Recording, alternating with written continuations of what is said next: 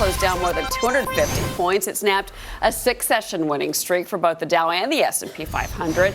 Is this just the appetizer to a main course of falling stocks? Doug Flynn, certified financial planner and co-founder of Flynn Capital Management, is here. Jason Barcima, co-founder and president of Halo Investing. Guys, good morning. Good morning. Well, Jason, it was another rough day for the markets. I mean, obviously, the name of the game right now is inflation and what the Federal Reserve is going to do. We are going to get the minutes today. Is that going to give markets some clarity, do you think? Yeah, I think it will give a little bit of clarity. As we talked about on this program at the beginning of the year, right before the start of the year, I should say, inflation and interest rates were going to be the theme of 2018 as well as volatility, and it hasn't disappointed. Obviously, we've seen inflation with producer price index and wages, and that bleeds into interest rates. And I think that, a 3 to maybe even a 3.25 10-year Treasury by the end of this year is going to have some serious implications on the market. Yeah, I mean, we're looking right now, Doug, at the 10-year, 2.88%. We were at 2.9% yesterday. The other big story, of course, was what happened with Walmart. Sure. Do you think that was kind of a one-off for the company? Because basically, it was holiday sales. That was the online story that didn't go so well for them. But another quarter could turn things around for that Dow component.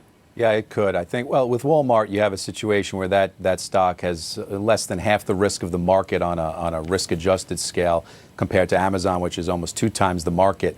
So you're going to have these periods when they're trying to compete. But I don't think you can discount Walmart. I think it becomes an even better buy at these valuations. You don't see these opportunities, and the dividend has picked up from there. But while interest rates are expected to go up, it's going to have an impact on a lot of parts of the market, but I think it's just people adjusting to the fact that that's what we're going into.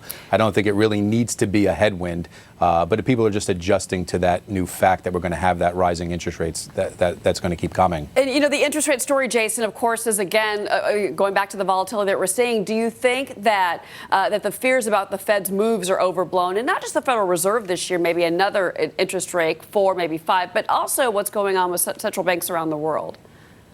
Exactly. You got it. You hit the nail on the head. I think that, yes, as we talked about, interest rates are going up. What does that impact, or how does that impact the market?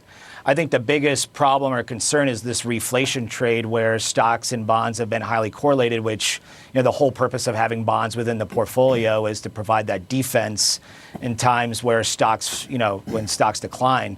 I think the biggest implication or risk to even, interest rates rising even more is the ECB, right?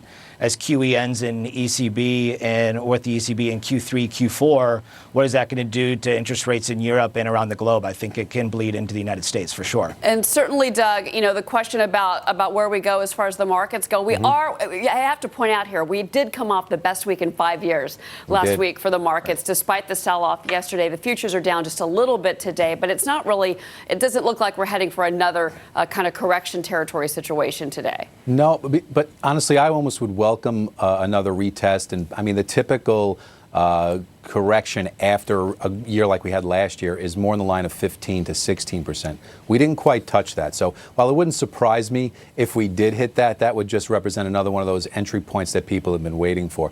It's interesting. Yesterday, LPL Research came out with, they correlated when rates were rising and the stock market going up at the same time. And when in the last 50 years, when rates are below 5% until they get up to that point, you can still have positive correlation with the market and interest rates. So I don't think we have to worry too much until we get into the 4s. We shall see. We're going to get those minutes today. We'll get a little bit of a hint there. Doug, Jason, thanks for getting up early. Appreciate it. No problem. Thank you for having me.